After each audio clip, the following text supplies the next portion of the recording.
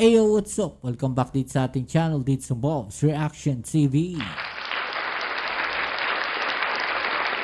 Alright, so tayo nagbabalik muli mga babayan at ito po ang inyong Kuya Mobs at gagawa na naman tayo ng isang reaction video at ito na nga, no, ang pinakahihintay ng lahat mga babayan. No, ang gustong-gustong gawin ng ating mga kababayan sa barko po ng Philippine Coast Guard. No? Ito po, no, kakabitan daw po di umano ng armas ang mga barko ng Philippine Coast Guard mga babayan. Okay, so yan ang ating alamin at pag-uusapan, no? Pero syempre bago ang lahat, please don't forget to subscribe at paki-like naman po ang ating video ngayon. Okay, so marami sa atin ang talaga ng mga naiinis, no, kapag binobomba ng water cannon, ito pong mga barko ng Philippine Coast Guard ng China mga babayan. Okay, so ito pong video na to ay galing sa channel ni kapatid na John Reps mga babayan.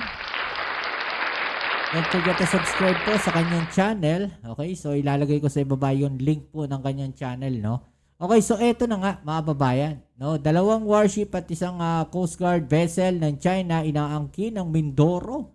No, barko ng PCG, aarmasan na mga babayan. Okay, so wag na natin patagalin to.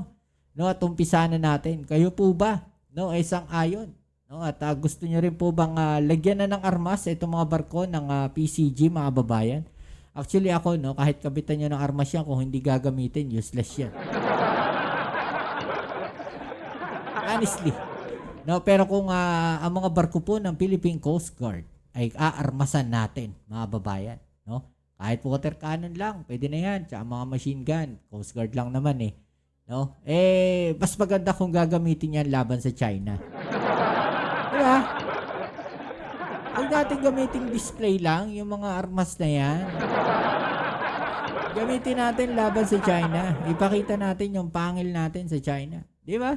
Hindi upre yung ganyan. Okay, so ito, panoorin natin itong balita na to mga babayan. Matapos makatanggap ng 34 million pesos na tulong ang Pilipinas mula sa Australia, muling inanunsyo ng Australia na magpapadala ulit ito ng karagdagang 110 million pesos na military equipment bilang bahagi ng Civil Maritime Cooperation ng Australia at Pilipinas. Grabe, no, mga babayan. Talagang dinudumog tayo, no, ng suporta mula sa iba't ibang bansa. No, yung mga tulong militar na yan, mga babayan, talagang dumadagsa sa atin, eh, no? Nakikita natin kasi talagang buwisit na sila sa China. Di ba? Inis na siguro to mga to sa China. Kaya, sige, binubuli nyo ang Pilipinas, ha? Eto, no, aarmasan namin ang Pilipinas. Okay, so tara, let's go. Tuloy na natin to.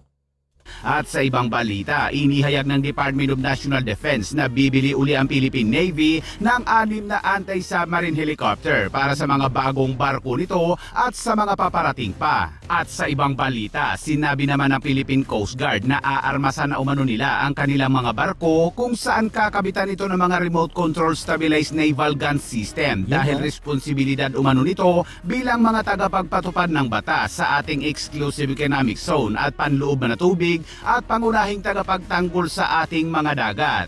Lagyan nyo rin ng malalakas na water cannon, yung mga high pressure. Gaya nung ginagamit ng China, mga babayan, di ba? Pag win-water cannon yung barko ng PCG, water cannon din nila. Ganun lang yun. Kasi hanggat di nyo ginagantihan yung mga yan, no? Hanggat di kayo gumaganti, hindi kayo bumabawi doon sa mga hinayupak na yan, mga babayan, walang mangyayari dyan, PCG. No?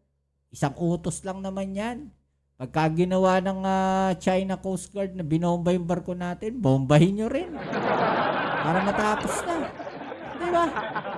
At 2 barkong pandigma ng China PLA Navy at isang China Coast Guard ang pilit na sinado ng barko ng Philippine Coast Guard sa Mindoro dahil illegal itong pumasok sa exclusive economic zone ng Pilipinas. Ngunit nang radyuhan ito ng Philippine Coast Guard, sagot ng barko ng China ay kanila daw umano ang karagatan ng Mindoro. Kaya't para malaman ang buong detalye ay tumutok at makinig na mabuti. You do not possess any legal authority to patrol within the Philippine Exclusive Economic Zone. Diba mga babayan? No, lumalabas tayo pa yung alien sa sarili natin teritoryo. Diba? Tayo pa, no, ng mga Pilipino, yung may karapatan dyan, ang nagiging squatter. Diba? Tayo yung tinataboy. Ang saklap, diba?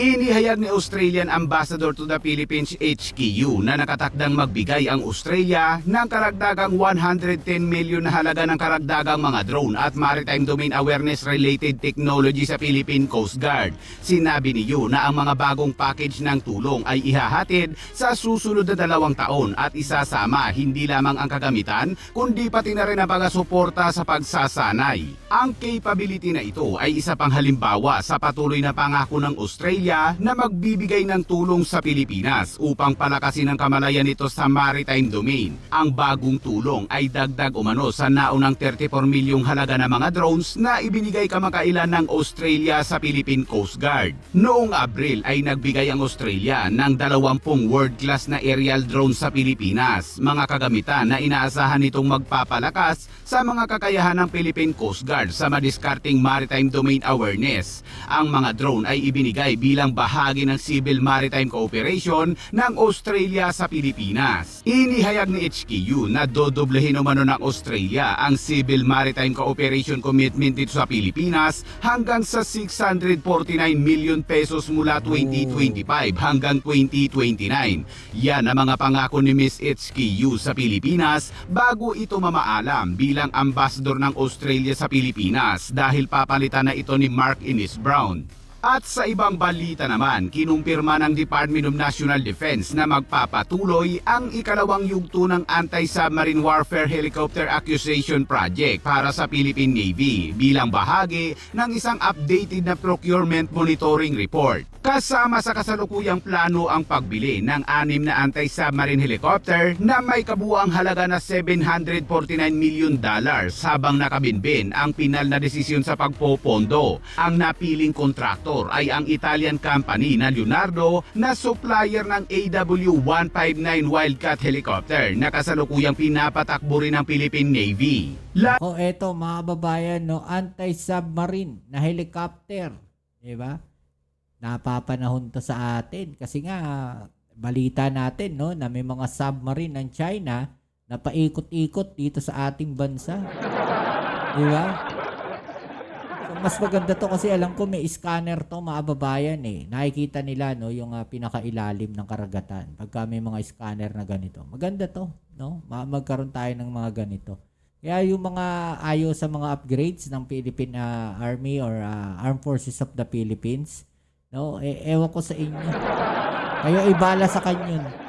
Ayaw ng Philippine Navy na palawakin pa ang kanilang fleet ng AW159 Wildcats dahil sa patuloy umanong dumarami ang kanilang barkong pandigma tulad ng bagong dating na BRP Miguel Malvar at BRP Raha Sulaiman habang ang iba pa ay patuloy pa umanong binubuo ng South Korea. Pinili ng Philippine Navy ang AW159 pa rin na bilhin dahil ito umano ang fit sa kanilang barko dahil masyado umanong malaki at mabigat ang MH-60R Seahawk. Ituloy natin. Matapos ipakita ng Taiwan na armado na ang kanila mga Coast Guard vessels, abay malapit na rin maglagay ng mga gun system sa pinakamalaking barko ng Philippine Coast Guard na kadalasang ginagamit sa mga patrolya sa West Philippine Sea. Yan, maganda. Sinabi ni Commodore J. Tariela, tagapagsalita ng Philippine Coast Guard para sa West Philippine Sea, na ang mga sistemang ito ay ilalagay sa dalawang 97 meters MRRV, ang BRP Teresa Magbarwa at BRP Melchora Aquino. Sinabi ni Tariela sa kanyang talumpati sa ikasyam na anibersaryo ng 2016 Arbitral Award na ang Coast Guard vessels ay naka-schedule na kakabitan ng 30mm Remote Control Stabilized Naval Gun System. Dagdag pa ni Tariela, ang mga puting barko ng Pilipinas ay natatangi sa ating mga legal at administratibong sistema na maaari itong magsuot ng dual use na responsibilidad bilang mga tagapagpatupad ng batas sa ating exclusive economic zone at panloob na tubig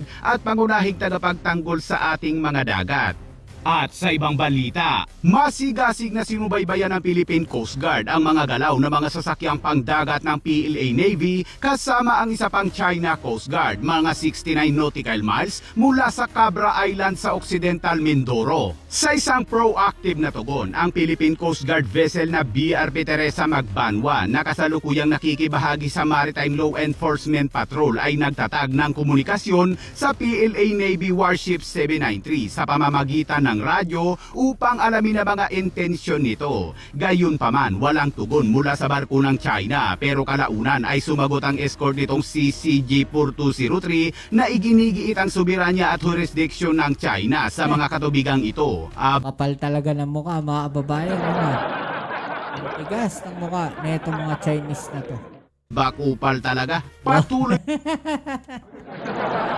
Ang kulit ni John Reps eh. Pinasinado ng BRP Teresa Magbanwa ang barkong pandigma ng PLA Navy na 793 at China Coast Guard 4203 habang maya-maya ay dumating din umano ang isa pang barkong pandigma ng PLA Navy na 164. Nakita rin ng Philippine Coast Guard na ang PLA Navy Warship 164 ay nagsagawa pa umano ng helicopter landing exercise sa flight deck nito na may tuloy-tuloy na aktibidad na naitala sa buong umaga. Pinaalalahanan ng Philippine Coast Guard ang mga PLA Navy at China Coast Guard na bigyang pansin ng jurisdiksyon ng Pilipinas sa Exclusive Economic Zone nito. Sagutin ang mga komunikasyon sa radyo mula sa Philippine Coast Guard at itigil ang mga pagsasagawa ng mga hindi otorisadong pagpapatrolya o aktibidad na may kaugnayan sa pagpapatupad ng batas ng Philippine Exclusive Economic Zone. Sinabi ng Philippine Coast Guard na nananatiling matatag ang Philippine Coast Guard sa misyon nito na itaguyod ang soberanya ng Pilipinas at jurisdiksyon sa maritime zone nito lalo na sa West Philippine Sea alinsunod sa United Nations Convention on the Law of the Sea